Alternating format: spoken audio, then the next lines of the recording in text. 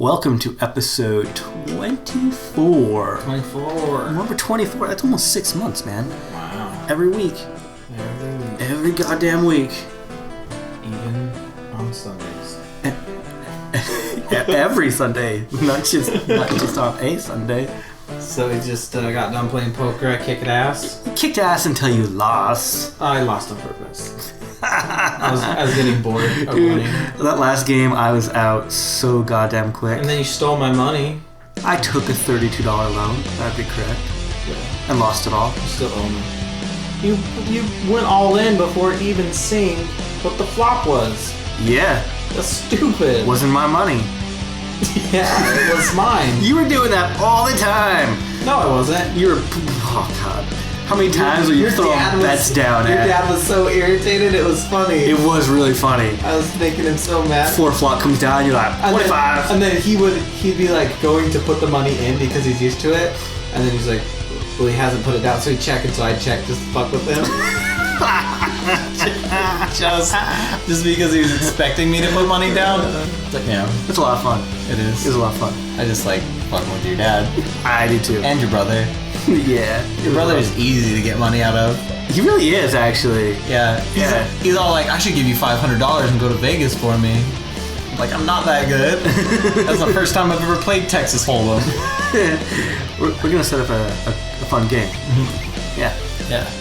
So we're just trying to find a venue still. Yeah. For our game night kind of get together meetups.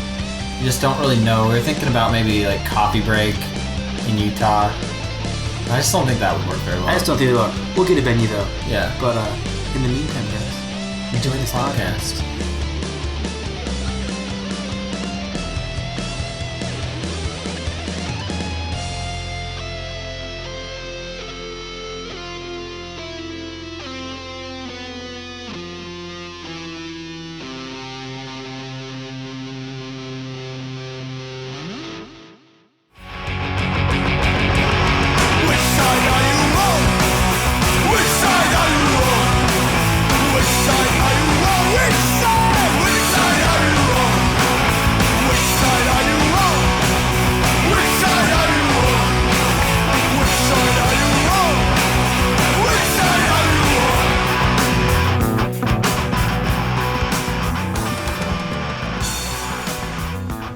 What's up, son?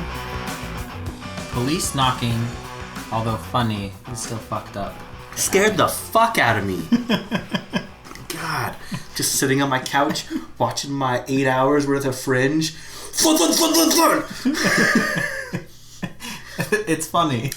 You've done it to me. I can. Yes, I have done. You know, it's one of those things that if you've never experienced, you don't truly understand the fear that it creates in people. It's really fucked up. It is, and we probably shouldn't do it, but it's way funny. Fucked up. Especially because we've both gone through shit. Yeah. But what you do is you go to an activist. Hold on. Speaking of that, so the other day I was talking to my mom, and it was just at the same time that they had caught the second suspect in the Boston thing. Okay. And they were talking about the family, and I'm like, I got to be honest. If the FBI came to me and they were like, "Hey, your brother did these bombs," I'd be like, "Okay, I wouldn't be shocked. I wouldn't talk to him, but I wouldn't be shocked." And I'm like, "Come on, you guys have to do the same about me." My mom goes, "No. They've done that, and I wasn't shocked." I'm like, touche. That's kind of how I related to it, too. Yeah, when they came into my house, they knocked my mom down the stairs. Yeah. They're fucking dicks. You're fucking assholes. But anyway, so what you do is you go up to the door of an activist's house, and you just go, "Dud, dud, dud, dud." Mm-hmm. That's pretty much it. It's all it takes. No one else really fucking knocks like that. No. Especially out of nowhere. Yeah. I'm expecting you at this time, and it still scared me. It's funny still. But, so the Boston shit. Yeah. The fuck? That's crazy. You know what maybe this is like the worst thing to say about it. Fuck it, whatever. Mm-hmm. The first thing I thought of was, wow, those people really don't know how to make a bomb.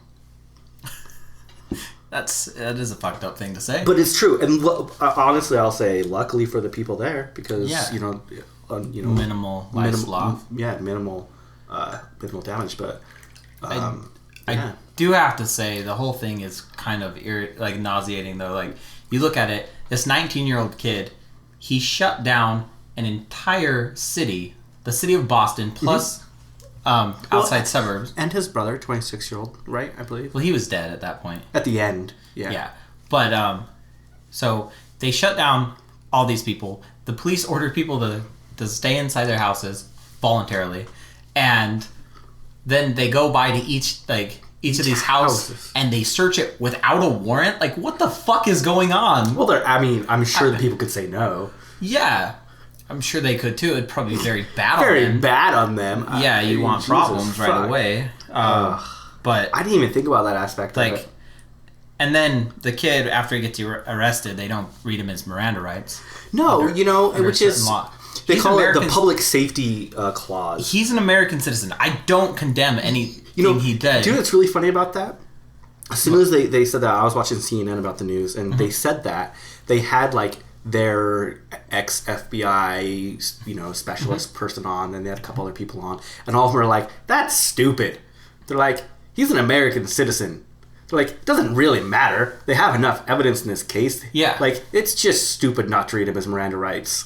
It was really interesting. People like McCain are trying to call him enemy combatant. Yeah, fuck that. Yeah. Fuck you, McCain, you old piece of shit. He's an American citizen and deserves the rights of an American citizen. Mm-hmm. Period. Enemy combatant. You take somebody like that fucking white supremacist who shot up the mosque. He was, I don't know the outcome of that, but you take any circumstance. You take somebody who rapes somebody who kills 14 people in a shooting spree. That person still read their Miranda rights. It's fucked up what they did, but it doesn't matter. But they're still given their rights. If people these kids can be treated as enemy combatants, even though they're citizens, that means people like you and me can be treated as enemy combatants, even though we're citizens. Exactly, and that's what gotta fucking say no and stand up for them. That's what's setting a precedent. Yeah, I don't agree with bombing, obviously. You know what's really this is still the funniest thing to me. I have it around here somewhere. I keep it because I find it so hilarious. I actually had to go to a Homeland Security first responders class and be certified by the Department of Homeland Security as a first responder for my previous job. Yeah. And while we were in there, my previous job, I used to work at a pharmacy, used to manage a pharmacy. They gave us a 6-hour-long class on bombs, on how bombs are made, and the different supplies that you use. And they were basically trying to say, hey, these are the supplies you sell to make bombs, right? So keep an eye out for people. So keep an eye out on these people. And, they're like, hey, if people are buying hydrogen peroxide, call us. And I'm like, fuck you. But what I find the most interesting about that class was I learned more about making bombs from the FBI than I ever knew before. And I knew a lot. I don't know anything. I'm only saying, I'm just saying that because, I was the kid who had all the poor man's James Bond. Mm-hmm. I had the anarchist cookbook. Don't ever use that. Use the poor man's James Bond if you're looking at those type of things. But, I was the kid who immersed myself into that culture. I started, I fucking got lit on fire when I was 10 because I made this shit. This is not, this isn't... I wasn't doing bad things. I was just very curious about it. I was always the kid, not like that, but I was always the kid busting apart flowers and turning them into M80s because I like fireworks. Yeah, I guess I like fire as a kid. I'd make smoke bombs and stuff like that with just fireworks stuff. My two favorite that we always made when we were kids. One of them we called crater makers, which were those small CO2 cartridges. Okay, yeah. Then you'd hollow them out, fill them with triple F gunpowder, put a fuse in it. That's shit that we never did. And then seal it, right? But then what we would try to do... Where would kids get gunpowder? It's fucking rural Utah. Half my neighbors reload their own ammunition. Yeah, you're right. I mean, that's... Yeah, they get it from their... It's just there. Let's just be honest. Cut open a shotgun or something. I don't know. No, I mean, they had literally containers of black powder for reloading ammunition. It wasn't, when we were doing this stuff, I'm 9. This wasn't us being masterminds of having some idea of what we were trying to do. It was just, this is fun, right? It was just, hey, my dad reloads. Oh yeah, he has all this black powder. Oh, so we learned about the different types of black powder that there have, and the smokeless, and the different ratings, and the burn rates, and anyways, triple F. That's where you go. I don't know anything about that. I just know about the muskets that they used at the Pioneer Fair. They loaded those things up. God, they're so smoky. They should use the smokeless gun. Anyways, it's not historically accurate. I get it, but and they create so much soot. They load those things. They load them with. You know, when you're at those fairs, they actually overload them. Yeah. And they also instead of putting bullets in them, they wrap paper with extra gunpowder in it so that it's. Yeah. So as it comes, I know it's this big thing. That's what I learned about. But the trick was making those little CO2s. That's super simple. And the first couple times we did it, we're like, oh, that's super simple, super easy. Now, how do we take that to the next level? And so then we would try to figure out how to take that same thing and get a better blast out of it by reinforcing the CO2 cartridge. That's the shit I was doing. So, I mean, that makes sense. Like when we were making the flour, they call them flour bombs. They're just, That's why you wrap them with the duct tape and then smash you wrap them with the duct tape to... Smashing it creates it so there's more edges for it to ignite and burn more quickly. And, you want to contain it. So, yeah. But anyways, those, and then our other favorite were, I'm going to pronounce this completely wrong, muriatic acid bombs. What the fuck did you do as a kid? This is what I did. Everyone knows what a dry ice bomb is, right? Yeah. This is like the next level of a dry ice bomb. Don't ever fucking do this, guys. Like, I'm just going to tell you right now. Should you even be talking about it? Fuck it. I mean, it's not like, but, so basically what it is, muriatic acid is used in, well, we got it. One of our neighbors, he was a mason, a master mason, he owned a masonry company, and I know it's used in the grout for some reason. I don't know what the fuck they use it for, but he had 50-gallon things of it, right? And it was with his kid, so we did this. Mind you, I'm a little kid. Like this is muriatic acid 10. Don't know anything. Maybe about 11 when we were doing this, but aluminum foil. When it comes in contact with muriatic acid, oxidizes at an extreme rate. Is that like plumbers? Yeah, I think plumbers might use it. Or whatever. You can get it at fucking Home Depot. Because I know people make balloons from the gas and then light those on fire. I don't know. Hydrogen, just hydrogen, same thing. I know that like when you put the balloons that are floating. I read like people helium. Would put, sorry, not hydrogen. They'd put like they'd crumple up tinfoil, put it in like plumbers, like the liquid drain remover, and then they'd put a balloon on top, and then it would create a gas. And then it's the same principle. It's causing an oxidation, but pure muriatic acid oxidizes at a faster rate than that. Like if you did that with muriatic acid, the balloon would just like it wouldn't be this. It's so what we would do is take 2-liter bottles, put a little aluminum foil in there, pour some muriatic acid in there, shake it. The problem is you literally have seconds. Like this isn't like a sophisticated device here. Yeah. So it's like a dry ice bomb, a little more powerful, and it's acid that's going everywhere instead of just water and ice. No wonder you caught yourself on fire. And so what we used to do is the same guy that did the masonry, he had these big wheelbarrows. I don't know, about 100-pound wheelbarrows, those big construction industrial wheelbarrows. Yeah. We'd have one kid holding it up upside down, tipping it up. Another one would screw it on and throw it under it, and then we'd tip the wheelbarrow on top of it, and it would bounce the wheelbarrow about 2 feet in the air. And then kill whatever was underneath it instantly. Grass instantly brown, wherever it was. Yeah, that's not smart. No, totally not smart. I am so surprised we didn't hurt ourselves even more. Doing the same thing at the same kid's house, we cracked their foundation of their house by doing it. So, yeah, don't do this. I'm not saying do this. And so, what caused you to have to get skin grafts and stuff was gasoline, though. Gasoline. Right? It was gasoline. We were playing with gasoline. I was really into model rockets and trying to get.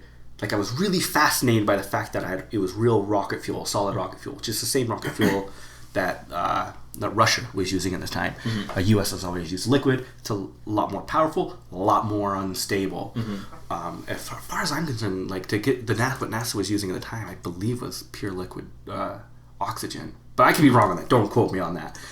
liquid oxygen, if you guys don't know, is extremely fucking flammable and dangerous. I've never even heard of. It makes sense though. I mean, think about it. Have you ever seen people with the oxygen tanks that always says like no fucking smoking? That's why. Yeah. Like it's very, very, very bad. But I could be wrong. That's actually maybe that's like one component of it. But I'm talking super fast. Got to remember to slow down. I get super excited about this if you can't tell. So I was really excited about having, playing with these model rockets and everything. So I wanted to see if there was a way that I could make my own rocket and use more accelerant to get it further. Only accelerant I really had readily available was gasoline. So we were doing different, I call them experiments. It's really just kids fucking around. Yeah. Right. I mean, let's just be honest. That's the same kind of stuff we did. We would get saltpeter and sugar for the smoke, right? For a smoke bomb. Yeah. But we would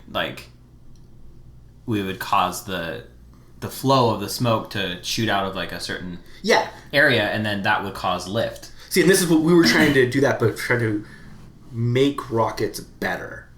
Okay. Right? And so basically what happened is I was in my garage, went to get some more gasoline, grabbed the gasoline can. This is 1 week before my 10th birthday, by the way. 1 week, so I'll give you a little bit of a time frame here. Grabbed the gasoline can. There was 2 friends that were just there. They weren't there helping me. They were just neighborhood kids who were off on during the summer too, and were just there and knew I was playing with fire. That's pretty much it. And I pick up the gasoline can. The lid's off. It spills down my leg and makes a huge puddle. I go to walk. One of the kids goes, "Oh, there's the gasoline." Lights a match, throws it in the puddle. I'm standing in it. So that's dumb. Yeah, instantly, I'm engulfed in flames. Yeah. Yeah. I'm surprised that's what it was. Yeah, that's like, given what I was doing, I'm surprised that's what it was. Yeah. Yeah. You were standing in a puddle of gasoline and someone lit it. Yeah. That's gonna get you hurt. Yeah. No, and I have third-degree burns all up and down my left leg because of it. And that was something preventable. The other things were unpredictable. Yeah, I mean, to my credit, for a kid playing with rocket fuel and gasoline and gunpowder and everything else, for a kid, I was relatively safe. I look back on it. No, I wasn't being safe. I'm not going to say that. But in hindsight, for a kid, yeah, Wheelbarrow, no wheelbarrow. I took the precautions that a kid would think about. So there was at least a little bit, But did you ever watch that Moonshiner show? I have. There was an episode where they were trying to get rid of. I don't really watch it. I watched the first season, but I don't. I'm caught up on it. I'm fascinated by creating alcohol. I want to make my own so bad. I think it's legal as long as you add a bitterant. Not to in it. Utah, it's not. You can't even add a bitterant. I don't think so. For a fuel source. Because you to make it non-consumable for human use. Yeah. Yeah. I don't believe so. Because I believe. Excuse me. I believe wine is still illegal here, and spirits are still illegal here, but beer wine is is legal. illegal. I believe so. Even for personal use. Yeah. I mean, beer was until 4 years ago. Yeah, it was. Yeah, you're right. But I mean, it's not anything that they're actively cracking down on. It's just my parents left a whole bunch of grapes from my grandma's house in the garage, and I think they all turned in wine pretty much. Well, this is pretty much what started my fascination with it is I didn't know this.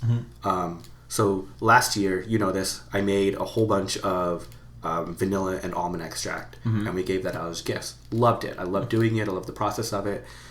So I'm like, well, let's go that to the next level and create it from scratch.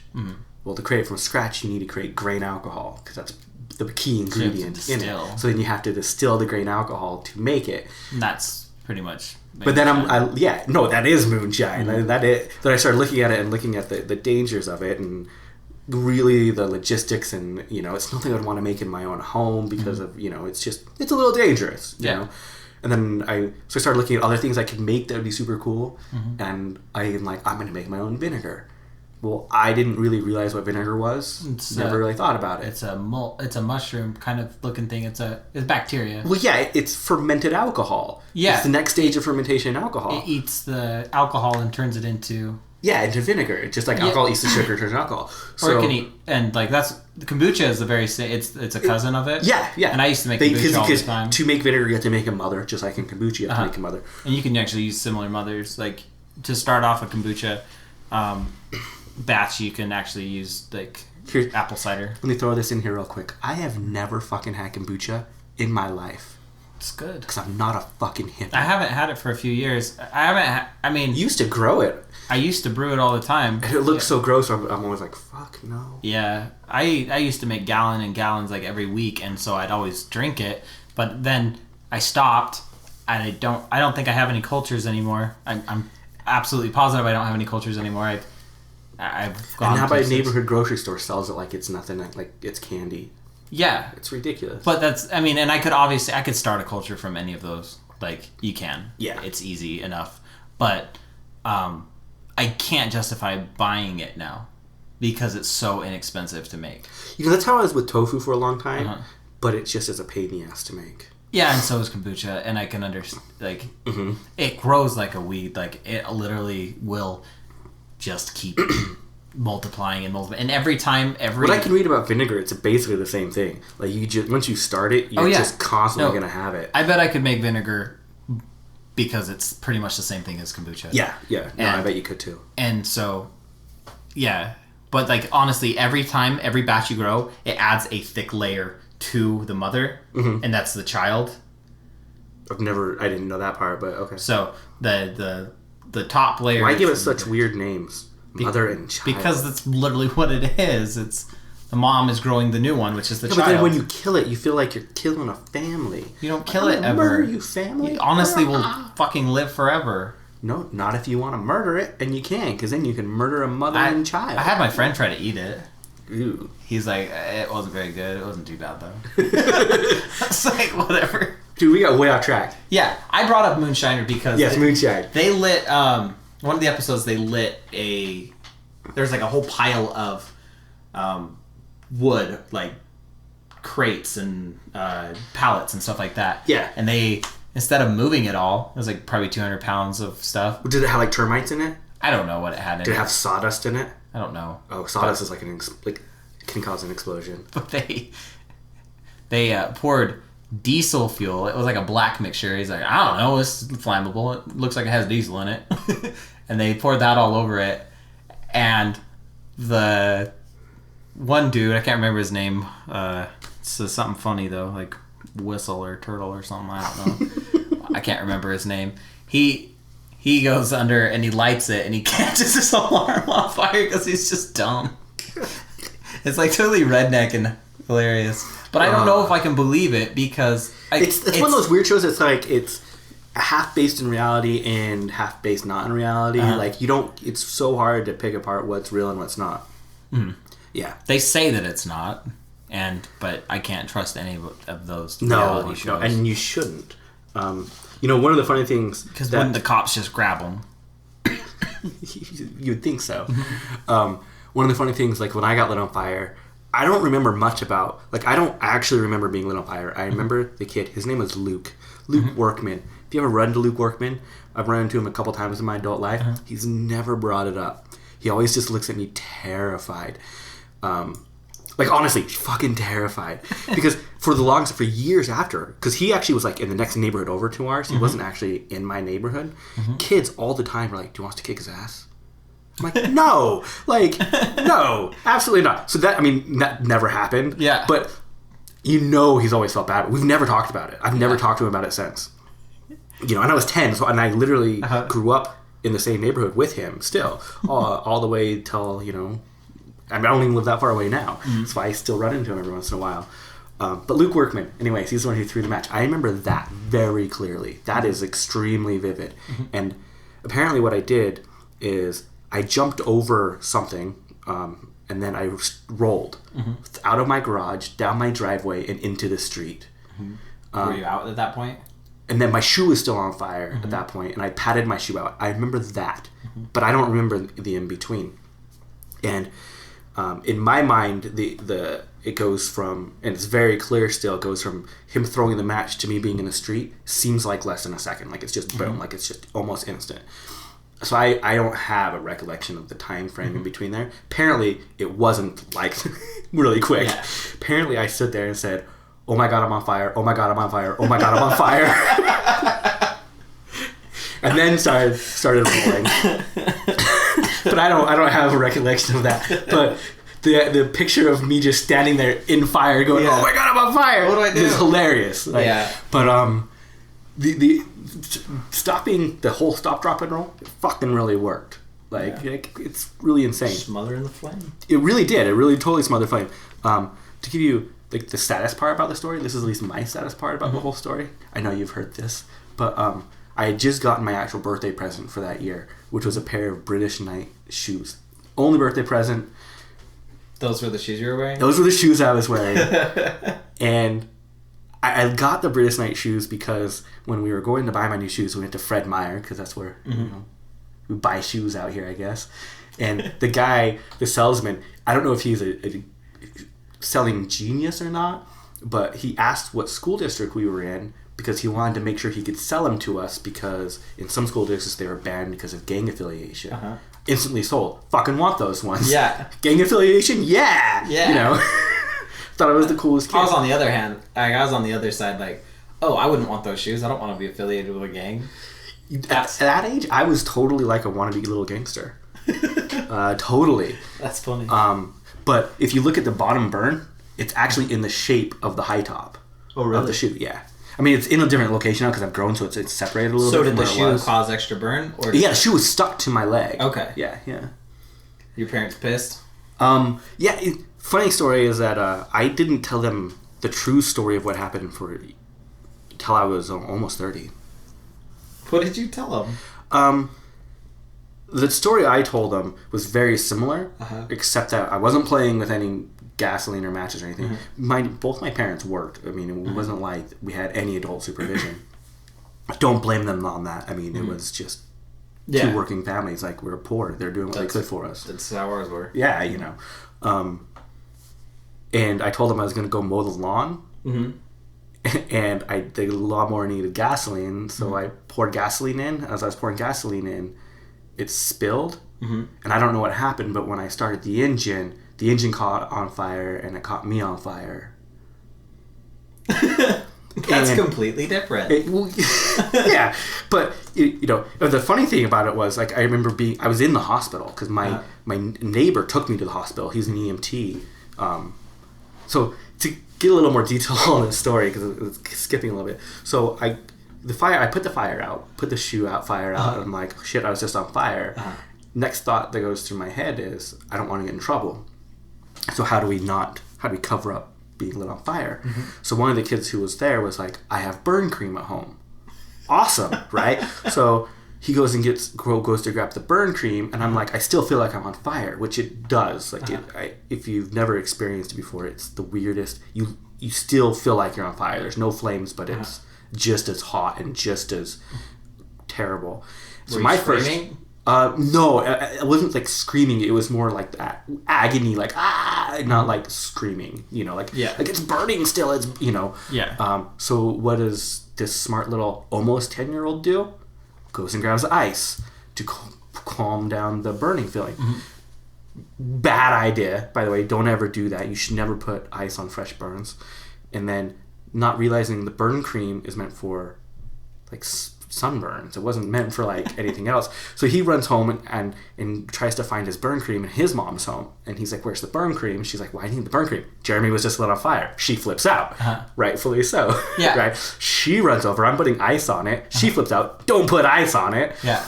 And then runs to me to my next neighbor, who's an EMT who just got off like a 16-hour shift. He was just falling asleep. Yeah. And so she pounds on his door, wakes him up, said, Jeremy was just on fire, looks at my leg, says, oh fuck, grabs me and puts me in his car and drives away. Right? Just leaves them there. And he's trying to talk to me about what happened. And I'm sitting there in his car thinking, can't fucking tell him the truth. Can't fucking tell him the truth. I don't want to get in trouble. So the entire time it's like, I don't really know. It's just, it really hurts. And he's like, okay, well, so he drives me to the hospital. And we're in the hospital. Parents don't know what's going on yet. Hospital is like, he has severe third stage third degree burns. We have to get him going now, but we need to notify his parents because the first thing you have to do is remove all the dead skin. And, you know, it's basically open surgery. They have to open up your entire wound. And so, like, we need to get a hold of your parents. We need to what's going on. I'm like, I am not telling you where they work. They kept asking me. They're like, we got to get a hold of them. Where do they work? I'm like, I'm not telling you. So finally that one neighbor got to the hospital there, and she told them where my dad worked. And they got a hold of my dad, and they got a hold of my mom. And, you know, so that entire time is where I thought of the story of the lawnmower. Yeah. And when I told it to them, they're like, are you sure? I'm like, yes. They're like, okay. You could tell they didn't believe me, but totally secondary, you know, to what the actual situation was. And then at that point, it was just dealing with the burns and the daily treatment, the daily scrubbings until I had to have surgery. And, you know, so, I mean, it was like a year-long process to actually get healed. And so it was the daily of that consumed everything. So they never really focused on the details. And then finally later, they're like, what really happened? When you were 30? Yeah, pretty much. Forgot? Well, it was just one of those things, you know? Yeah. You're like, I was playing with fire. Yeah. Yeah. They kind of blamed my older brother for some reason, which he was 11 at the time, almost 12, which, how can you blame him? Like, you're really going to give an 11-year-old responsibility over, like, a 10-year-old? Like, I mean, come on. It's easy to blame him. So... It's funny. Anyways, don't recommend that, by the way. Don't recommend getting lit on fire. Yeah, I don't plan on it. Closest actual trauma that I had as a kid. I mean, I had a lot of stuff happen as a kid because I was dumb and I was always doing dangerous things. But serious stuff that happened was I was swinging a baseball bat, practicing at baseball practice, and they have a ball on a rope. Yeah. Have you seen those? So I was hitting that. The coach's son comes from behind, and he gets hit right in the face with my backswing. Oh, fuck. I knocked out all of his teeth. All of his teeth. I'm only laughing because he didn't die. Yeah. Like, honestly. They said, had he been on my front stroke and not coming around, because I'd already hit the ball at that point, and so it was just following through. It was just a follow through. And so all the force. Did he fuck up your follow through? Yeah, he did. What a dick. He fucked up my follow through, and so I knocked out every single one of his teeth. He was. They said if it would have been an inch higher, an inch lower, it probably would have killed him. And because it would have either hit the. Oh god! And like shoved his nose up into his brain, or it would have hit him in the throat. Oh god! But so what happened is he had to have one of those cages basically on his head. How shitty did you feel? I felt so shitty. I was running for help, and I ran and I said, like, I ran to the nearest concession stand, and I'm like, we need ice, need to call ambulance, and they're like, well, what league are you in? It's like, are you Pony League or are you Babe Ruth? Because we only do we're Babe Ruth. Okay, that's fucked up, isn't that? You're gonna question why you need an ambulance? Yes. Fuck that guy. Yeah, fuck those people. Like, I remember that now, and I'm like thinking about, that's really fucked up. That is really fucked up. But the ambulance came. The guy tried to sue my parents, and because they were super poor. He was the coach's son. It was just an awkward situation. To make it better, like, they had played... Didn't the league have insurance? I don't know, really. Like, I really don't know how that works. But it was during practice. I know my football league had insurance. It was during practice, so I don't know if it counts. It should. It's sanctioned. I know my football league had insurance for injuries during the games. Yeah. Well, or, whenever it was sanctioned. God, the worst time I ever hurt somebody like that, second or third grade, playing on the playground, we had one of those huge slides. I mean, even big by today's standards, that they take out because they were solid metal and would burn you in. Right? One of those huge slides. Those way fun ones. Yeah. And there was always a huge line for it at recess. Line so long, you maybe got on it twice. If you were super lucky, like if you ran super fast and got like in the first couple in line, you could get through it twice before recess was over. And I was waiting my turn in line because I didn't run. So I was like, I'm going to do it once, blah, blah, blah. I'll play with the rocks while I'm waiting in line because we had rocks for our playground. I know. Sounds really boring. Well, we get to slide down one time. I get to it's my turn. Climb to the top of the slide. The kid in front of me that went down, his name's Brad Beckstead. I don't know why I remember these kids' names so vividly. Beckstead. Well, Beckstead here because they're polygamists. But I don't think... Oh, another reason there. Yeah. I didn't even put that together. Yeah. Thank you. That's a whole nother side story. Sorry, guys. But Beckstead. Brad Beckstead. Brad Beckstead. Brad Beckstead. If I'll just tell it, I don't care. The reason that he gave me that look was I was charged with the Beckstead Mink Farm release. Yeah. Yeah, anyways. Not convicted. Not convicted, thank you. When he got down to the bottom of the slide, he decided to walk back up the slide. And I'm like, hell to the no, this is my turn. Right? So he's starting to walk up the slide, and I'm like, I'm gonna go. And he's like, I'm coming up. I go, I'm gonna go. He goes, I'm coming up. And I go, I'm going. And I went. Hit him, knocked him off the slide, broke his arm. I've never felt bad about that. Not once. That was that kid's fault. Fuck Brad. I went to his birthday party a couple of days later. Yeah. It was very awkward. His mom made him invite me to try to, like, mend the...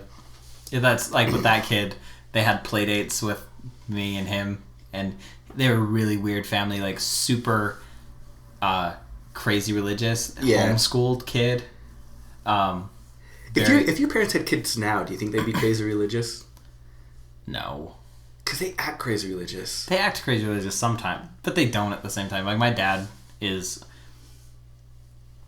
liberal by Mormon standards, and... He's liberal by Mormon standards. In the other state, he's still a conservative. Yeah.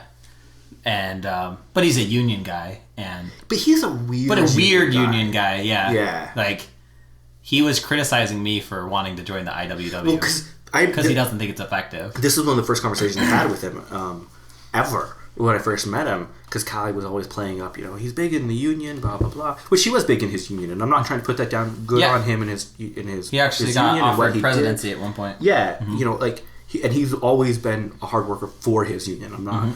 Don't want to put that down at all. But trying to just have normal conversation, I just, he's like, yeah, I told him, Callie, I said, you're pretty big in your union. He wasn't retired at the time yet. And he's like, yeah, I'm really proud of, we started talking for a second, and I go, I've always been a huge fan of, like, the IWW and what they've accomplished. And he looked at me, just kind of funny. And he goes, I'm not familiar with the IWW. I'm like, Wobblies? And he's like, no. And so I'm like, the international workers of the world. He's like, oh. Yeah, okay. Yeah, he got it. And then, like, the conversation just stopped. Well, yeah, like, I would bring up things a lot, too, with him, like, old union worker songs and stuff like that. When I was in high school, I needed some history credits, and so they let me do, like, some self-assigned AP, or, like, history classes or whatever, that I basically choose what I want to write essays about, and I had to write, like, 2 essays per quarter or whatever. Yeah.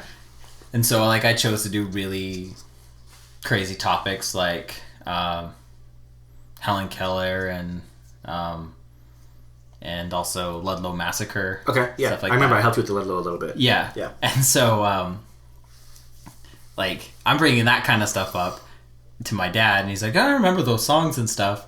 And it was really funny because he's like, yeah, those were more like the they would sing them sometimes, but I would never got into that kind of stuff. Yeah, like they would do it at meetings and stuff. Yeah. But, yeah. It's like, but it's important stuff. It's way, I have the utmost respect for the worker struggle. The more I learn about it, just the more I'm taken aback by it. Like, speaking of which, we're still going to do Labor Day. Yeah, speaking of which, I tried to sign up for the IWW this week because I finally can. Yeah. Right? Get all the information to do it. Sorry, IWW, you have a really shitty way of signing up. I know some delegates if you need to talk. Well, you have to do it in person. Yeah. And you have to do it in cash. Yeah. And I'm like, make it easy. Just take it on my fucking account. Yeah. But anyways, not that that's going to stop me. I'm just saying. I was actually going to try to get some of the delegates to help us out with that thing. But as of right now, Labor Day is like August. It's the weekend that's the August. Look at the sexy girl calendar. The end of August into September. I think it's hilarious that I have that hanging up. I liked your old calendar better. I do too. So I had a calendar in here that was all like scenic places in Utah that you could go to. Yeah, this doesn't have it, but and then my mother-in-law, Jordan's mom, got back from Hawaii and gave me and Callie like women of the islands and men of the island calendars. So we have the women one hanging up in here. So. And the only reason I haven't hung the men ones up, which I really want to, is that Callie got mad at me for putting a hole in the wall, and she doesn't want me to put a second hole in the wall. But I think it would be awesome to have them next to each other. So it would be Friday, August 30th through Monday, September 2nd. Yeah. Would be when we're going to go to PR Springs. Yeah, it's going to be a lot of fun. Have just a little convergence up there. Get together, roast some vegan marshmallows. And I guess Utah Tar Sands Resistance is going to... Yeah, it's really close to the tar sand, where the tar sands are being mined. So it's a really beautiful area, and you can go out there and actually learn a little bit about what's going on in our own neighborhood. So and you can prevent a hunter from getting a camping space. That's exactly right.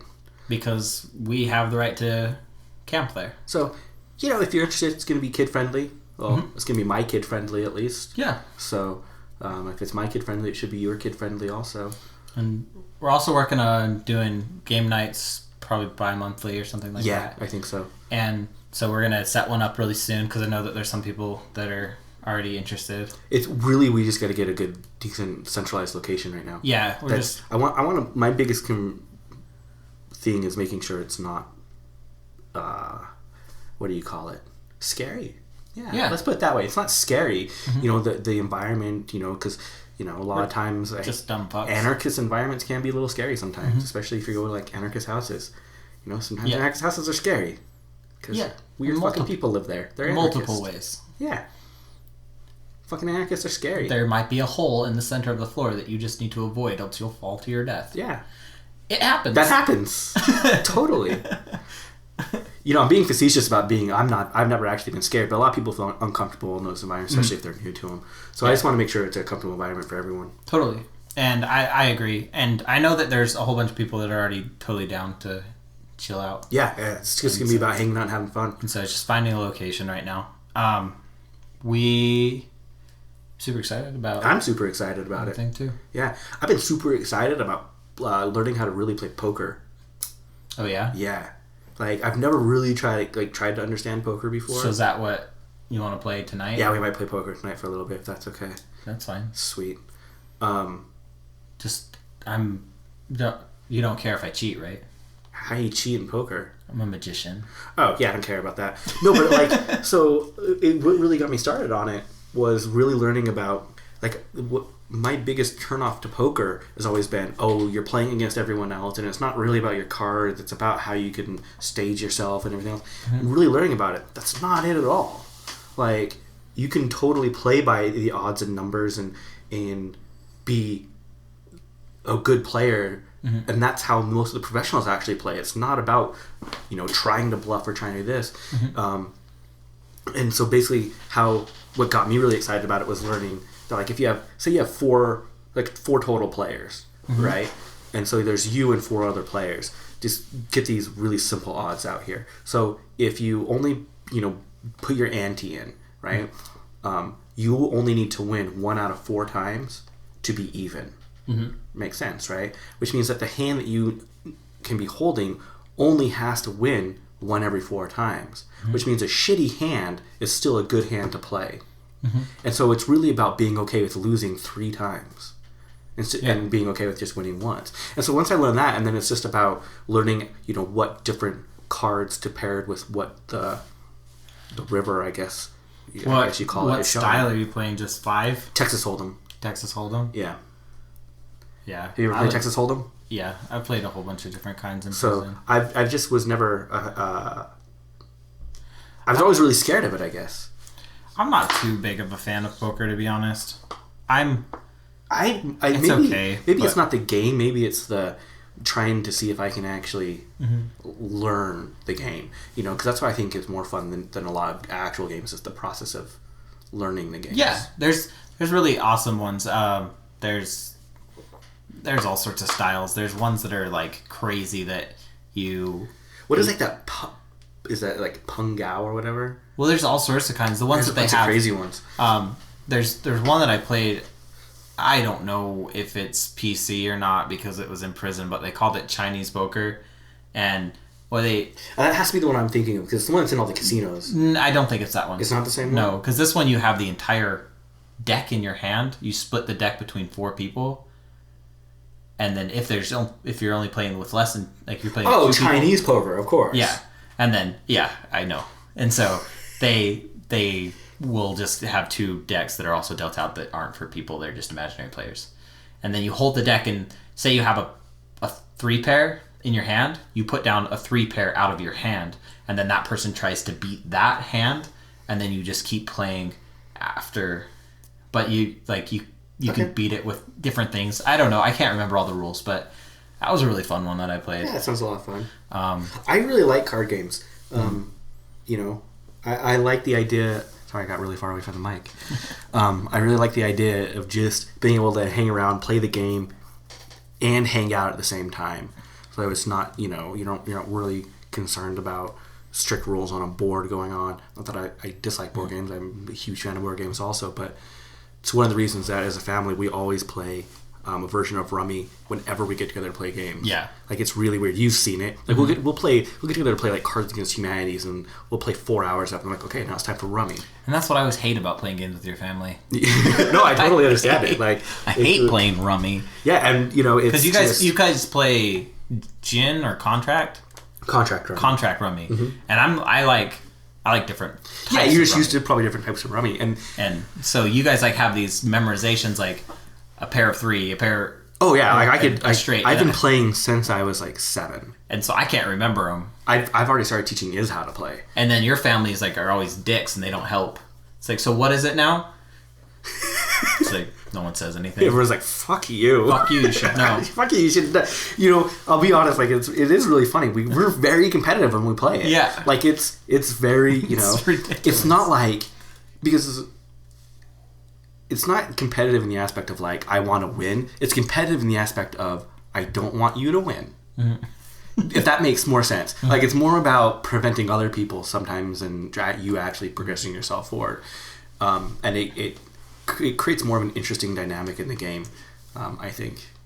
I actually like... I like cards in general because they're just kind of cool. I like the whole concept of cards. I do too. Like, there's so much you can do with them. And then... Also, I like to do Magic and stuff. So. Have you ever tried playing modern day card games with really old styled cards? No. It's ridiculous because they don't have the numbers on them. Yeah. And, like, you have to actually look at it and count. And, like, what the fuck? Like, there's a Kickstarter that was offering some old style cards that was pretty cool. Like, yeah. They're doing a whole series. I don't think they got funded, though. Speaking of which, we didn't get funded. Yeah, no, we didn't. No. But we have some plans. Yeah, you can still donate on our website now. Yeah. The PayPal button's back up now. Or come to a game night.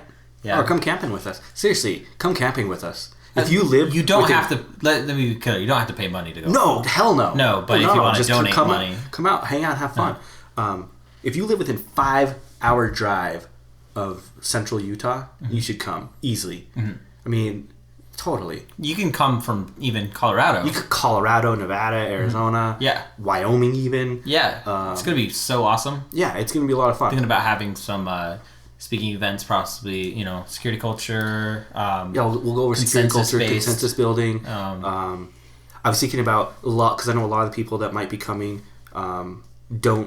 aren't going to be vegan, because it's going to be a lot of people. Yeah, it's an environmental thing. So actually having maybe an open forum on environmental impacts of veganism. There's going to be people that aren't anarchist. Yeah, oh yeah, totally. It's not like it's going to be a place for everybody. Yeah, like, you'll get along with people. Yeah, and if not, we're anarchists. We'll do what the government says. We'll kill you. Yeah, because that's what anarchists do. That's what anarchists do, right? We'll throw you in a tar pit and then say that you died in it, and we'll scream anarchy, and we'll take pictures of it and then post them on the internet. I'd be like, oh my god, the tar sands are killing people. God, I hope people get like we're totally joking. Yeah. God.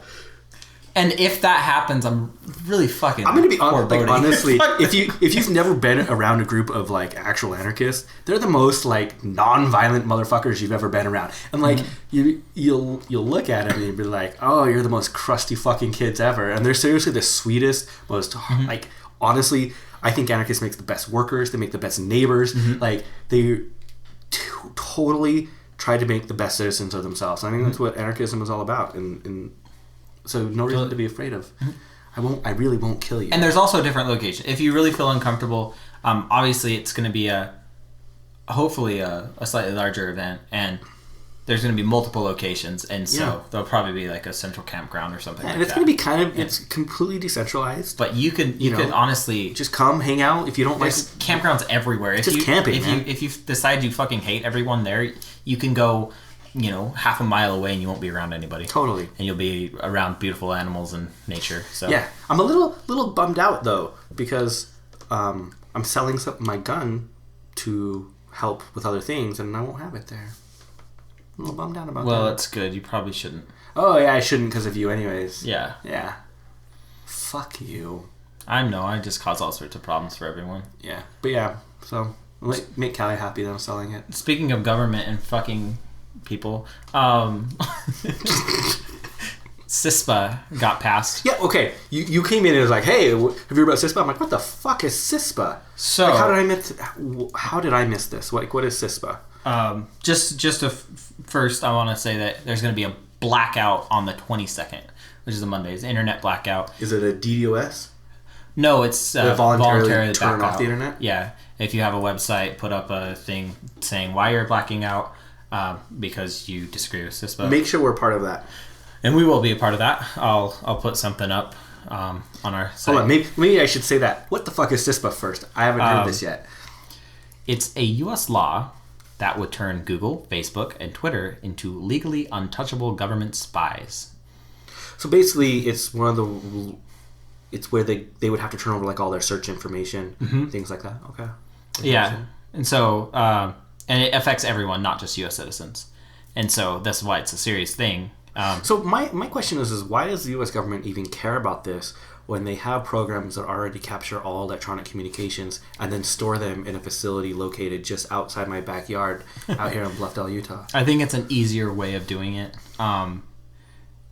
It's because then it doesn't have to be the NSA like this building is out here. In Bluffdale, Utah, guys, NSA building. Yeah.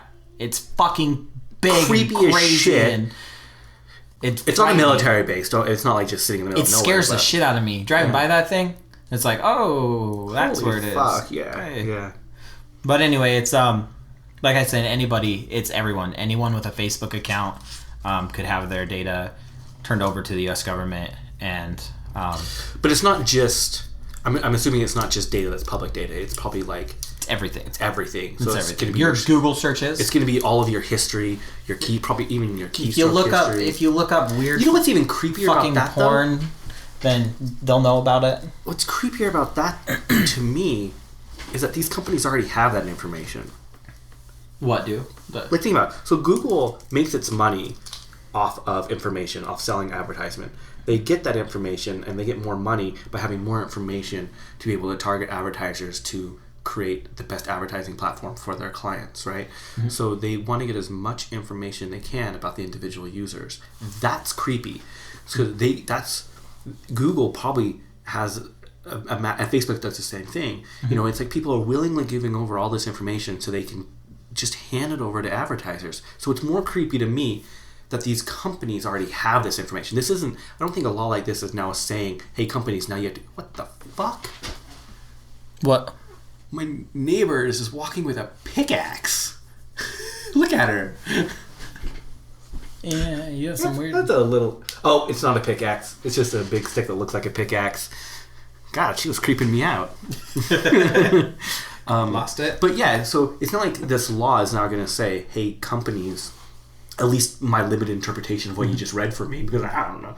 But, you know, hey, companies, now you have to keep this information and then turn it over to us. These companies already have this information. Mm-hmm. Now they're just saying, give us the information you have, basically, and then continually turn over the new information you get. And so that's what's creepy to me is that they have it. Oh yeah, and that people are willingly giving it up. It's another creepy thing. It's one of those back and forths that I think we live in right now in our society where, I love the fact that when I go to certain websites, it remembers that I've been there. I get how it works. I get how cookies work. I get how all that stuff works. I like that though.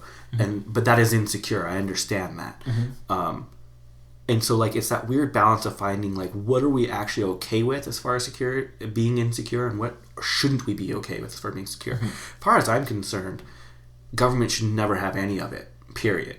Under any circumstances and anything. If I choose to allow a company to keep my MAC address on my computer so when I relog back in, that's my business. That I think that should be okay. But I don't think a company should be able to do that without the end user actually knowing what's going on. So it's that weird mix. I just think that I like when I buy new music on my iPhone, I don't have to put my password in again. It knows me, or I don't have to put in my user. I like that aspect of it. I understand that makes me less secure in a whole bunch of other ways because they have to store my information, to keep my information. I understand all that, and that's okay as far as I'm concerned. But I just think consumers need to be able to make choices. But I don't think enough consumers understand how vulnerable we all really are. Unfortunately. Yeah. And I'm okay with a lot of it personally. I'm okay with being vulnerable as a choice. Yeah. If that makes sense. I'm not saying everyone should be able... I believe that you should be able to not make that choice. The thing with and still use technology. I don't think it's if you want to be safe, get off the fucking internet. No, I don't think that. That's not what I'm trying to say. But the thing with the internet is that it shouldn't be governed, really. No, it totally shouldn't. The internet should remain the last bastion of complete self-governance. And it's interesting to me that even these large companies are fighting for that because it helps their bottom line. I just find that interesting. I don't know what else to say about that because they're so not that way in the other world. But I totally believe the internet should be the one true bastion of real freedom. Can you put anything on the internet and get away with it? No. Not even just by local governments. The internet community in of itself will kind of self-regulate. It's one of the things I like about Reddit so much. It kind of self-regulates itself. Is there horrible fucking shit on Reddit? Yes. Without a doubt, there's horrible fucking shit on Reddit. But is that the shit you're going to get at the top? Is that the shit on the front page? No. Fuck no. It forces that down. Does sometimes weird, creepy shit get on the front page? Yeah. Yeah. But that's the society wanting that. That's okay. I'm okay with that. Yeah. I love the structure of Reddit. I do too. My only complaint against Reddit is that you can't use that as a complete look of what society should be built, because that is built on a massive democracy system, which means that if you have minorities, it still can put those minorities into the bottom. So you can't just transfer that right over. But I think it's a good sign of how organizations can be built. Should the anarchist subreddit on there, should it even have the option to upvote? I've never even thought about that before. Have they? I'm sure they've had that discussion. I wonder. That's funny. That is really funny. If they haven't, I'm going to post something about it. I'm not going to argue one way or the other, but I find that really funny. Congress is also proposing a bill to end the 40-hour work week and end overtime pay. What? Yeah, I posted it on our Twitter. What? Yeah. That's something that they are proposing. That was one of the biggest fucking accomplishments that we've had. Yeah, it's called the, what do they call it? Working Families Flexibility Act. Why? Sponsored by Representative Martha Roby of Alabama. What kind of support does it have right now? Is it in committee or is it left committee? Do you know anything about it, or you just don't know too much about it? I don't know too much about it. It would remove the requirement that employers pay a cash premium for overtime work and instead allow them to offer employees time off. I can't speak. Other form of competent. Yeah, fuck, I can't say a word. Pay them in another way. Yeah, by time off. The effect would be the Federal Labor Standard Act. It would it'd be a part of that and is undermined. Yeah, I don't really know. That just sounds terrible. Yeah, it's not good. A senior economist for Center of Economic Policy and Research says the bill's major effect would be to hurt workers. Yeah, no, that's it's what it is. Anything that it will benefit a company has to hurt the workers. Yeah. You know, I shouldn't say it that blankly. That's not really true because things that benefit workers do benefit the company also, especially when you're talking about how engaged employees are and how engaged employees are more productive and anyways. But if that gets passed, you just see it. You're asking for a serious rise in cynicism and workers' rights. Like, you look at the Occupy stuff, a lot of people are, already... I could go online and talk to every one of my neighbors, and they wouldn't agree with that. Yes. Yeah. That's horseshit. I'm going to get some more... That really... I posted a link on our Twitter. I want to find out more about it. If it's still in committee and who's on that committee and who we need to contact. And send that out. Like, I'm sure a lot of the unions are working on it, but unfortunately unions have been so bastardized and so cut down in the U.S. that I get more of my information off of like the Twitter and shit like that than I do from any news media. It's or totally true. Any even unions and stuff. Everything's just cut off. But a form like Twitter and groups like Anonymous and just people who don't really give a fuck about getting that information out there, WikiLeaks, stuff like that. Yeah. You get more information that way than you ever have gotten before. It was funny, like when this Boston stuff was happening, I was knowing things about 30 minutes before the news was announcing it. They kept saying big things like, he's trapped in a structure right now. I understand that a lot of it has to do with, if they're going to come out and say it, they have to verify it. I get that, But at the same time, the bias that media has in general, which there's a bias in storytelling. It's just everyone needs to acknowledge that and get the fuck over it. Yeah. I hate it when people are like, oh, fuck this, they're just biased. Well, yeah, they're fucking biased, but every other news source is biased also. Let's acknowledge that and move forward. It's about eliminating that bias as much as possible. But I'm biased in how I tell stories too. I'm going to have that anarchist slant to it. I'm going to have that vegan slant to it. I'm going to, I feel differently about how stories are unfolding based on my life experiences. But that's what I love about Twitter or these social media platforms, because it allows people unfiltered information so they themselves can then create their own ideas of what is going on and what and how they feel about it instead of being told. And there's some interesting stuff that happens, like also going back to this Boston stuff, the social media networks, all that flow of information that was coming in from every source, YouTube, pictures on Instagram and also on Twitter and stuff like that. The whole Boston thing should let people be really aware of how much we are actually monitored, not just by by the government, but just in general in our society. And if you are needing to be a security conscious individual, how unbelievably hard it actually is.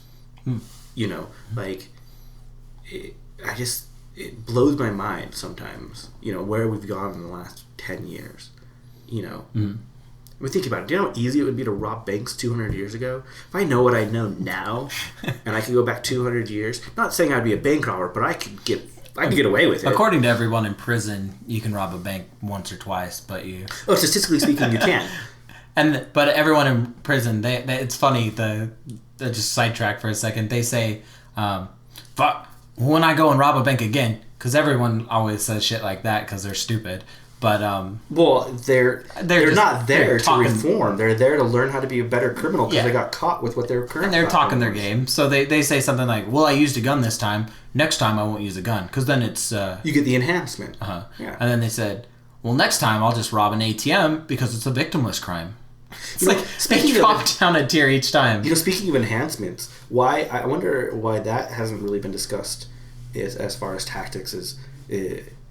What things do give crimes enhancements, so by automatically, going in and throwing a brick through a window is vandalism. Throwing a brick through a window and tagging it ALF is terrorism. So why tag it ALF? Like, why is there not a discussion of whether that's an actual, is that enhancement worth it? I don't know. I'm just posing that out there. You know what I mean? Our intern just sent us a picture. Vegan straight edge, we win again. She found that on the sidewalk on the way to work. Post that. That is fucking awesome. It's not that awesome. It's awesome. It's carved in cement. It is carved in cement. I don't have access to any fucking thing. So, my daughter went to the zoo this week. How do you feel about that? I was furious about it. Yeah, I was surprised Callie did.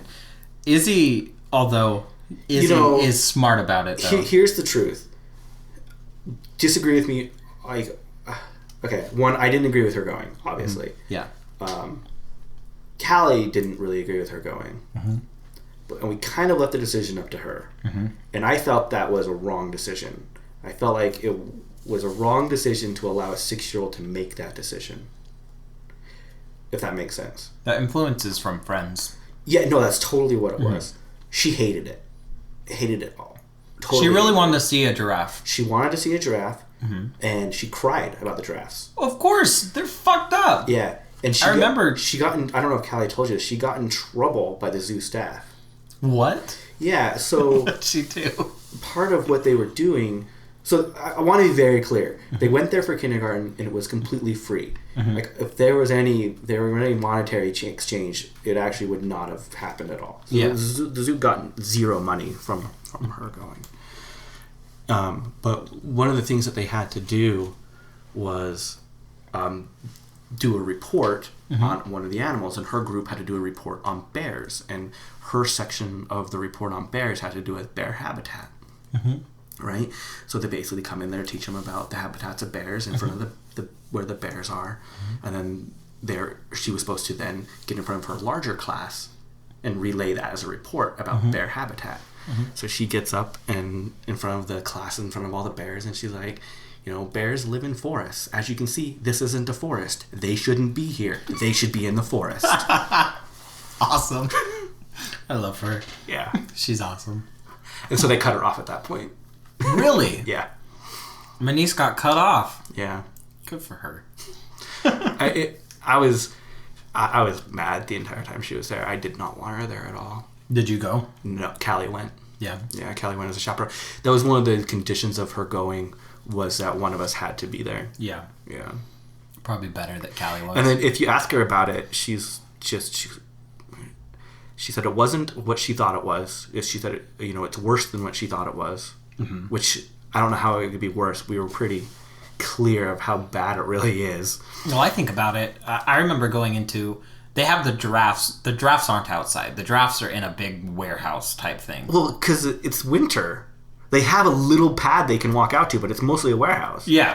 But that's fucking cold. That's year round. I know. I'm just saying. Yeah, they do have a small pad that they can go out to. I've never seen them out there as a kid. Because, Yeah. But it's the same zoo fucking that we grew up going to as kids.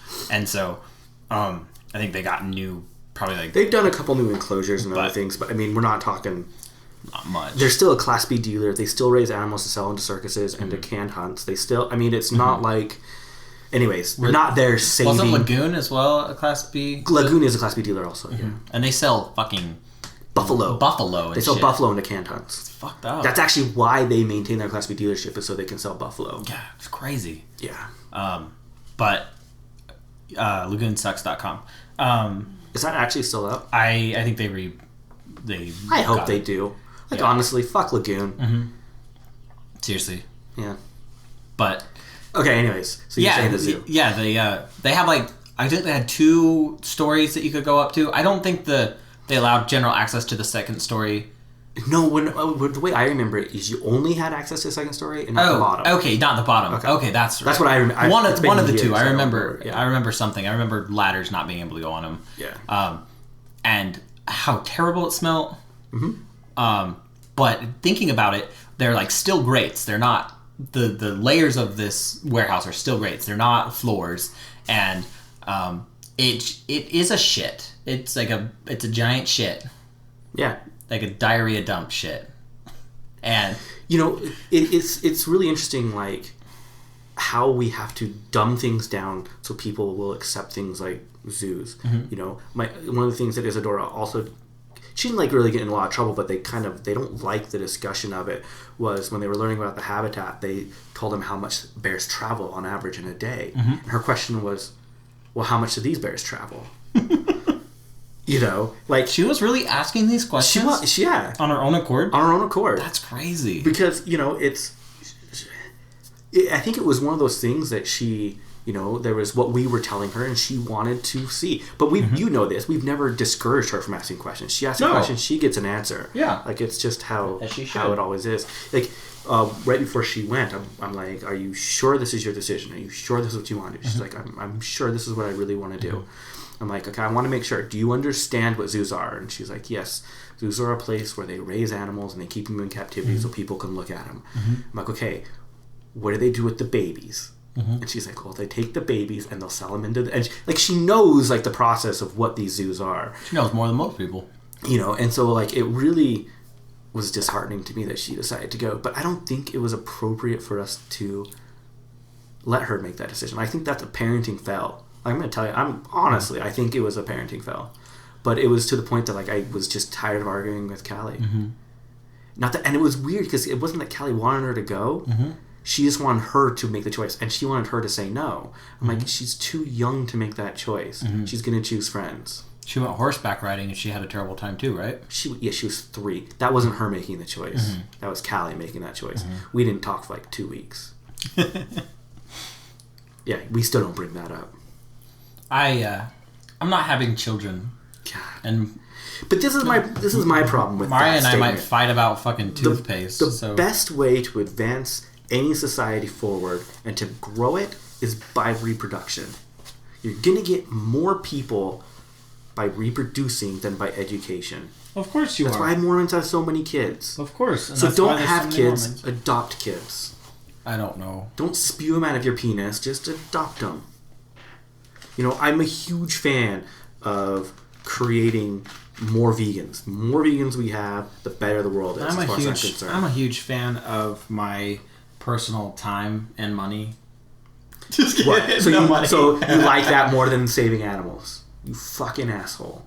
Pretty much. Yeah, pretty much. No, but I mean honestly, I get if you don't want to have your own kids. If you're like, I don't agree with procreating for creating more humans. But there's enough fucking humans that you can turn vegan still very easily by adopting or fostering, being a big brother, doing these other things. But they wouldn't be as cute as my kids. I'm just kidding. I would argue that, but I would say they'd probably be cuter. Probably. I don't know. Mari's that mix in there. Mari, she's the cute one. So yeah. You throw the fucking weird bear in there, so who knows how they'll turn out. Come out with a beard already. Hey. No, but like I said, I've argued this for years. I used to argue this all the time. I was like 18, and I'm like, I'm not ready to have kids, but we should have kids. You should have fucking 10 kids. Like that's 10 more fucking vegans, and if they all turn one more person vegan, like it makes sense. Like it's hard convincing people who are so aware of the travesties to do that. Yeah. So quit hating on us vegans with kids, man. Like we're saving the vegan population. The Krishnas do very well. Do Krishnas have a lot of kids? Don't have any kids. Krishnas? I don't think they have kids. I think they're celibate. I could be wrong. I don't know. I don't know enough about them. I'll be honest. I don't either. I don't know. Have more kids. Go have a kid. Or if you make him vegan, adopt a kid. And the biggest go adopt a kid. Go adopt a kid. And the biggest argument I've heard about people saying against that is like, well, what if they turn out not to be vegan? And you punch them in the face. You punch them in the fucking face. No, but I mean, if you look at like historically speaking, morals that are instilled by parents into kids have an over 80% rate of staying with those children. At least that's a statistic I was reading about Mormons and why it's important for Mormons to reproduce. That was what they were saying, was that you have an 80% chance of your kid being Mormon if you raise a Mormon. Which, if you look at my family, that's 100% true. Yeah. 4 kids, right? 1 not LDS. What about my family? Let's think. Even Shane's LDS. Yeah. So Callie was pseudo for a while, but she's not now. You have 5 kids, 2 not. Mm-hmm. Yep. I mean, still more than not. How many more do you know that are all? So and then also the fact that they all had a gazillion kids each, which means This is the other thing that like creeps me out is like the world population is growing so fast that if we don't, our population is gonna start decreasing again. I have no actual basis to say that on except my limited. Look! I was looking up how to use rowing machines. I started using a rowing machine at work, working out. Oh, sweet! Fucking kicks your ass, man. So our poll this week is: what animal right issue are you most passionate about? I didn't vote on this poll. Not very many people did. It was kind of confusing. I don't blame them. Okay, so what are you most passionate about? Let's see. See, that's the thing. Veganism and factory farming is the 2 highest at 16%.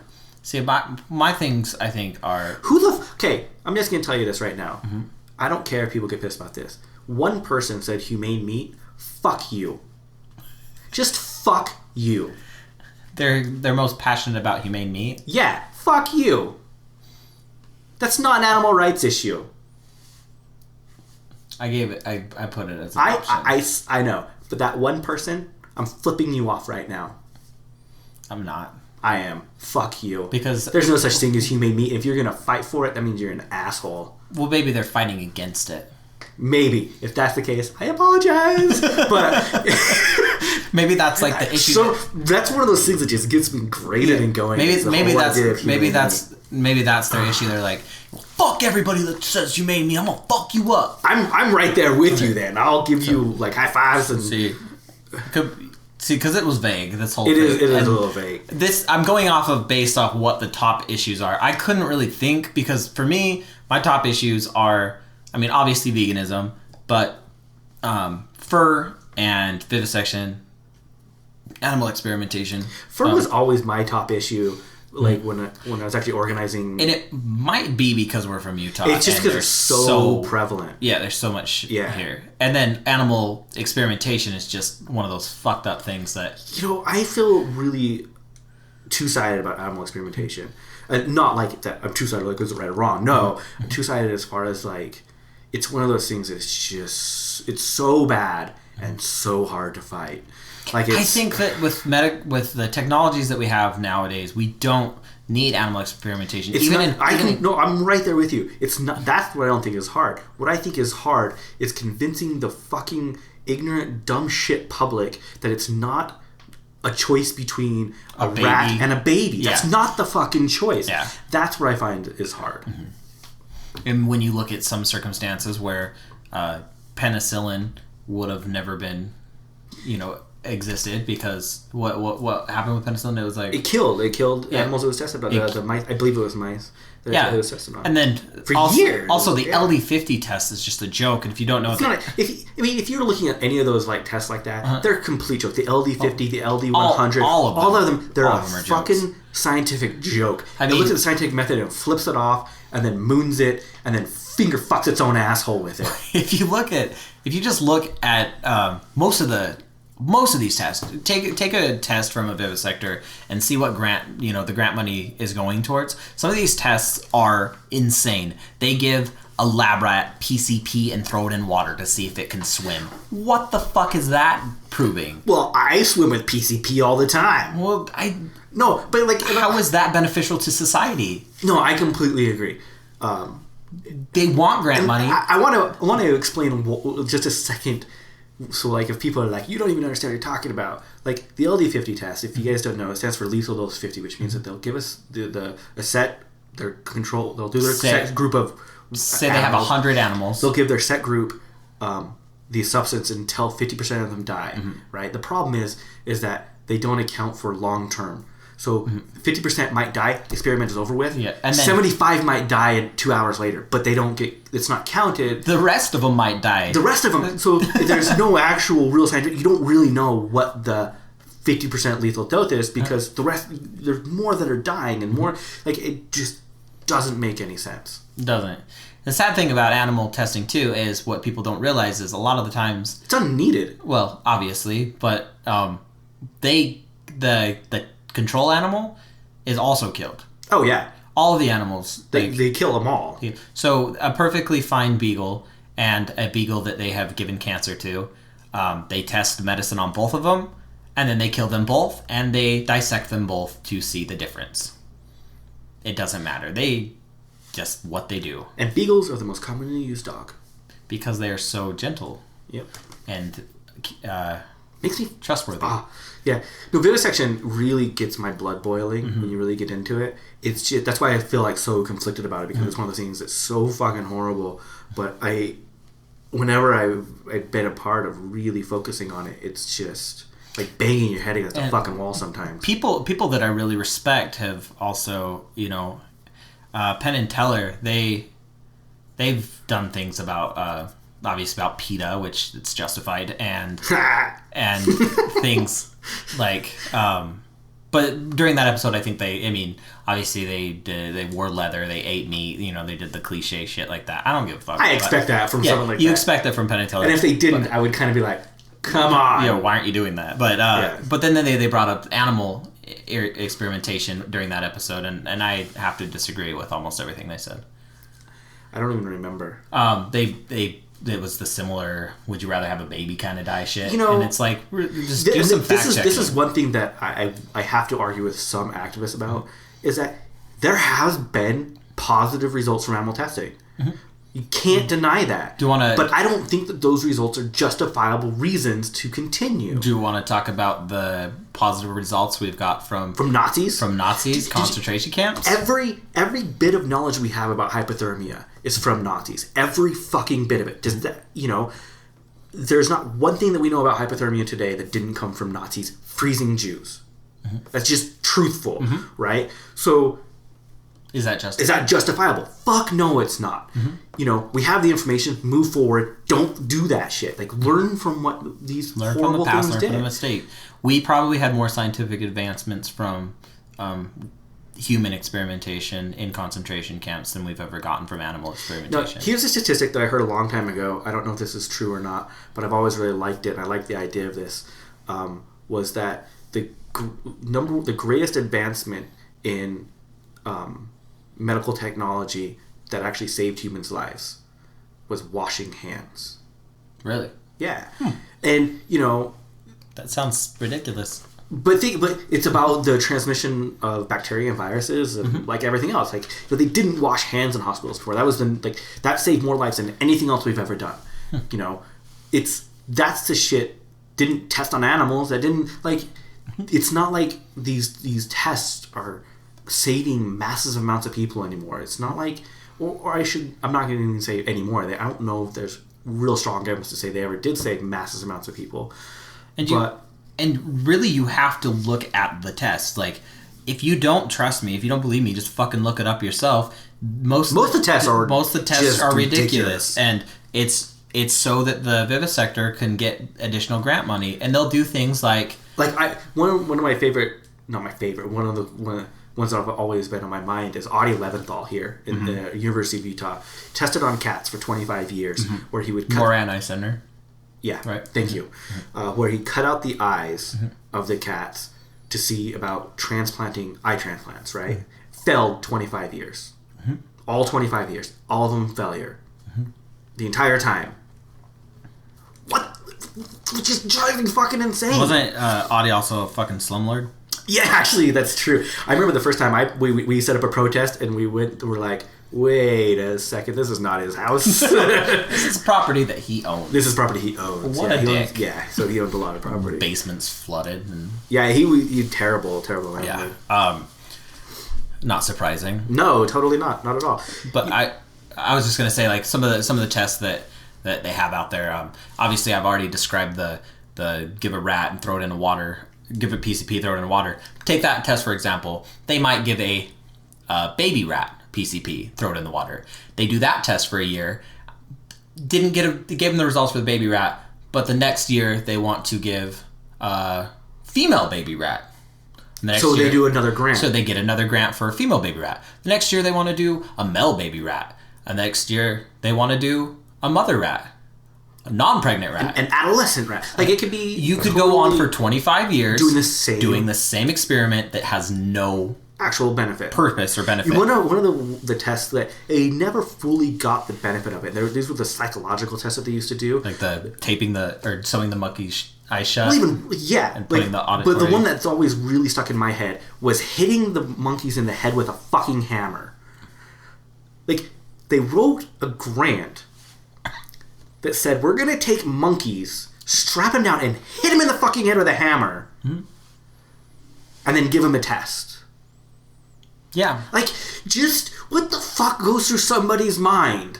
Like, well, that's a good idea. That'll help us conclude with what brain trauma. This is not shit that's saving cancer. Mm-hmm. This is not shit. This is not the stuff that's doing any of this stuff. This is not what animal testing is about. In my opinion, I will say there are probably some scientists who honestly truly believe they're doing the right thing. Yeah, they're just fucking wrong. I wouldn't argue that. There was a guy that I actually went to. He had a speech. He's very famous for the books he wrote. So his name's not coming to mind right now, but he pro or anti. He is pro. Pro vivisection? Yes, but in a weird way. He actually is a vivisector, I believe. Okay. He is a very new age guy. So all that that people will flock to him. But he found the compassion component in the brain, the component for compassion. He found this through vivisection. Did you really need experiments animals to know that we have the ability for compassion? Yeah, and I got kicked out of his convention, but first day of my psychology class, I got kicked out. Yeah. This is how it started. I actually dropped the class. I got kicked out, walked out, dropped the class. Like, no joke. This is started sitting in there. He comes up, passes up the syllabus, says, "How many people are in here against animal testing?" Mm-hmm. I raised my hand. Mm-hmm. Only one raised my hand. Mm-hmm. He goes, "We're gonna have a major problem." And I'm just like, "Oh fuck." Yeah. And he just went off. Mm-hmm. And I don't remember the exchange very well. Mm-hmm. We yelled back and forth for a second, and he said, "Get out." And I walked out, dropped the class. His whole he was basically coming in with the purpose of making sure there weren't people in there who would disagree. Yeah. Well, better you got it dropped before than after. No, yeah, because you have that that little bit of time where you can actually drop it. So that's my experience. Yeah. With psychology, I went and signed it up for the next semester with a different professor. It was fine. Mm-hmm. Animal testing never even came up. It was Psychology 101. This wasn't like an advanced psychology class. Yeah. It was a class that I watched movies to get my credit, and I left. That's how fucking easy it was. Well, it's a better class anyway, then. Yeah, it really, it was infuriating. Anyways. We're getting, You got me going on vivisection. Yeah. Well, and then all the other ones were... I opened that one. Human overpopulation, property status of animals. They both got 8%, and so did fishing. And then we had you said factory farming, veganism were the top ones. Yeah. Animal experimentation and pets and I wonder what people thought about pets, like whether or not they're like we need to protect pets, or is it fuck pets, they shouldn't exist. I mean, that's a topic that I'm just curious of what their how their interpretation of that was. I don't know either. That's definitely a topic that we could go on about. I can go on for hours about it. Yeah. About, is it animal rights to spay and neuter? It's not their choice. It's not their choice. You're taking it away from them. Is it animal rights to have property? What do you mean, a pet as a property? Yeah. Yeah. I mean, isn't the idea of being an abolitionist the idea of taking them away from property and removing that property status? So if you move them from property status, and then they're their own individual. Now, is that correct? Because now we've domesticated so many, or is that incorrect? Or, is the continued domestication the actual thing that needs to stop? There's so many questions. I'm not here to say the answers, because I get in trouble just by posing these questions. Oh, fishing. Why don't you eat animals? Because they have a central nervous system and feel pain? What about clams and mussels? They actually do have nervous systems. Do they? Yeah. You look it up. They're not like complex, but they do. Complex central nervous system is what I'm talking about here. Yeah, I do. But I'll be honest. Is it just I will gladly have somebody who only ate animals from fishing and hunting. Like, I would totally be like accepting of that right now. Like, there's so many other issues. Like, that's not an issue I'm gonna fight. I'm fighting everything. I mean, kicked over a honey stand the other day. No, I'm just kidding. But I mean, honestly, like, if that's the one way that family is going to eat and they're not going to factory farming, as far as I'm concerned, that's a win right now. Will it last? Because I'm saying right now. I'm not saying that that's not something we should definitely... It's not sustainable. It's totally not. I'm not arguing that. I'm just saying that's not what my focus is. That's why I'm saying that. But the one that I will argue is that I don't believe we're overpopulated on this planet. At all. Even close. There's definitely a lot of regions that we could occupy that we haven't exactly. Yet. I would totally say... Antarctica? No, I would argue that the fact that if we change the way that food is grown, even completely change agriculture, it shouldn't be done in monocultures. It shouldn't be considered agriculture. Like, agriculture needs to completely change. But even agriculture, the way we do it now, if we got rid of just the use of animals in of itself, we could easily fit 25 billion people.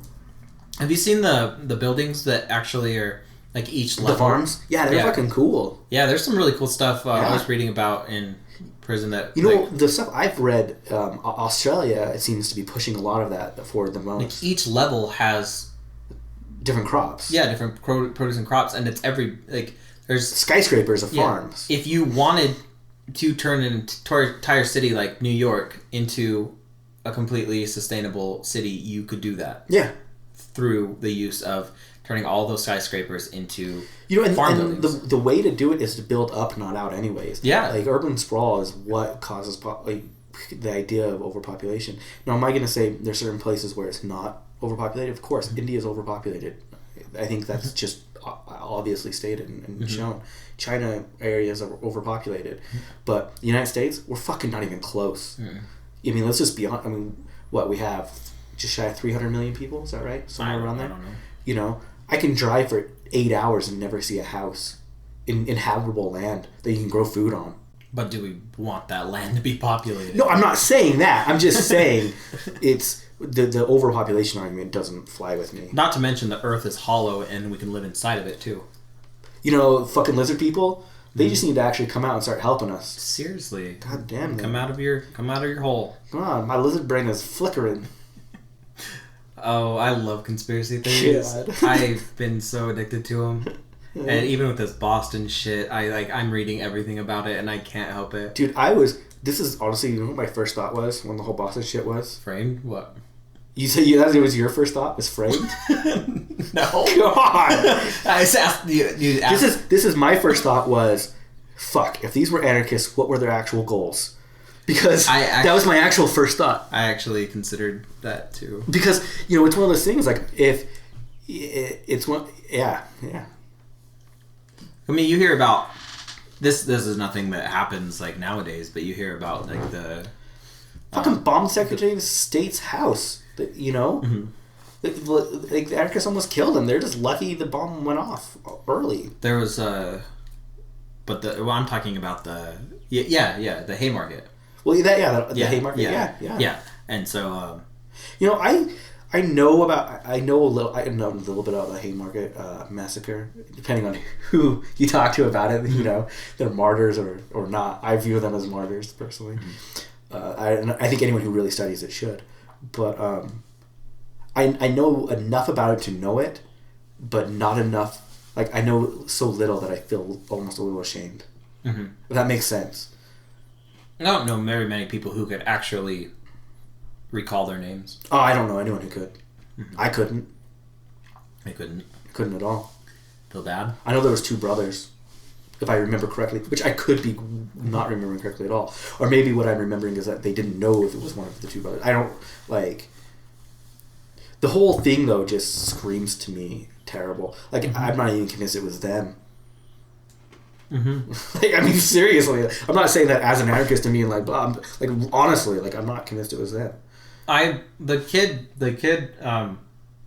yeah, and like I'm saying, I'm not saying it wasn't, I'm not saying it was, but the kid, from what I could tell, the 19-year-old at least, seemed very normal. They all did, didn't they? Yeah, I think the one kid, he was actually becoming a professional boxer, and then this kid, he was like a good wrestler. He was a lifeguard. He saved life. He said that he volunteered all the time, even at children's stuff and stuff like that. And he talked about how he loves saving lives and how I don't know. It's just, it's super normal. The truth of the matter is, you fight the working man. The working man has to eventually fight back. Capitalism only will maintain itself as long as it appeases the workers, because there's way more workers than there are people with capital. And the whole thing that you were talking about, SIPA, that was called? CISPA. That is one of the ways that isolates the worker from capital. That is what's taking them away, and that's what's going to actually help degrade capitalism and force the working man to actually fight harder. It's going to force people to fight. And it's terrible. Something I'm super surprised about is that there are unions that offer incentives to the presidents as a way of, not the unions, but the companies. They come to an agreement, a settlement. They get huge bonuses. I know one. You know one. It's ridiculous. It's crazy because some of those agreements will be stuff like no general strikes. Without naming names on here, I went out to lunch with a union president, a local union president one time. I don't have to say who it is. And he paid with a credit card that was given to him by the company for resolving a new contract. Yeah. And so when he told me what it was, I'm just like, oh, so how does it feel to be a fucking asshole? He's like, it kind of sucks. Did you give that money to the workers?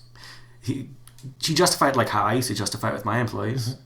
Well, I try to do what I can for him. I went and I got him this. It's the same thing. It's never good. It's one of the reasons I hated my job so bad. That's the Cyber Intelligence Sharing and Protection Act.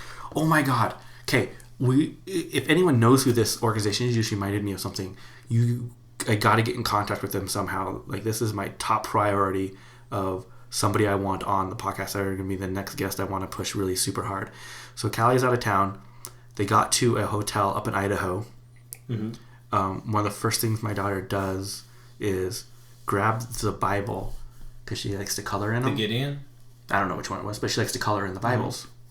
We don't stop her, right? They're there for free. Yeah, whatever. And inside the Bible popped this out. Look at this picture. It says, "You're not the boss of me," has the anarchist A. Is that Mishap Zine in P.O. Box, Eugene, Oregon. Okay, this picture was taken by my daughter on my wife's phone. My wife is in the shower. She goes, "I recognize this." Click, takes a picture and sends it to me. Fucking weird. Yeah.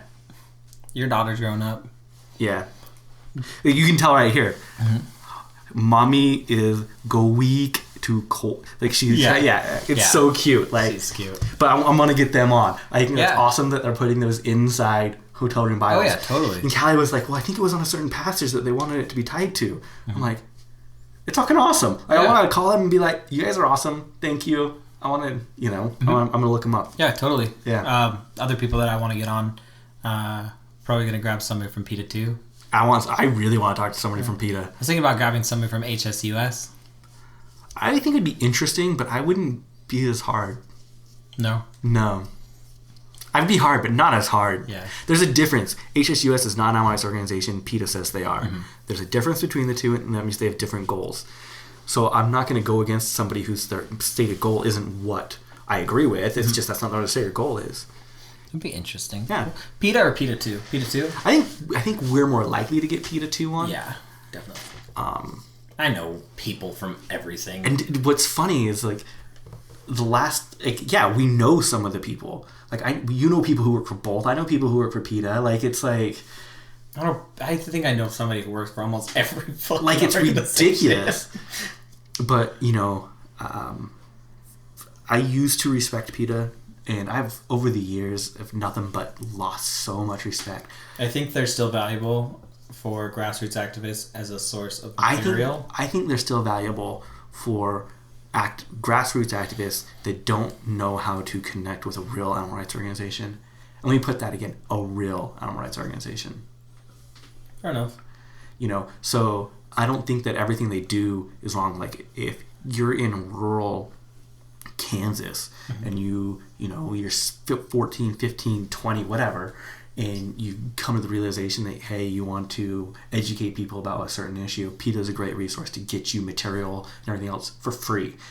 I think that's Sometimes. good. Yes. Do they actually charge now? Sometimes. It's weird. I never got charged. I never got charged either. They'll ask if you can. If you can't, they'll usually work with you and not make you. They're like, can you pay for shipping at least sometimes? But I never did. I never could. Dude, I would say to them, what? oh, what? Yeah, I didn't get $20 million in donations last year. But I don't know the actual amount. Yeah, I apologize. But what I find odd is the street team thing. They give you points to do different things, and then you can use those points to buy literature. I thought it was really funny when you got out of prison the first time. You just said, I just served 4 months of prison. How many points do I get? I asked, and they said, how many do you think that you deserve? And I gave myself 1 point. And they declined it. That was dick. Oh, that was me being a complete That's dick. a total dick. I love it, though. Yeah. Fucking love it. I used to have so much respect for PETA, though. Like, honestly. And maybe it's just they're terrible at... they're terrible at their image to activists. Let's just be honest. Like, maybe that's just their only problem. Mm-hmm. Not killing animals. That's not killing cats and all but that. no, I mean, seriously, maybe they just don't know how to communicate with real activists the right way. But fuck, we're going on. Yeah, like it's almost getting to 2 hours. Yeah, say your new tagline. A new tagline? Yeah, your new tagline. It's what you did last week. I don't remember. Yes, you knew. Oh yeah. Yeah. Suck a dude's dick.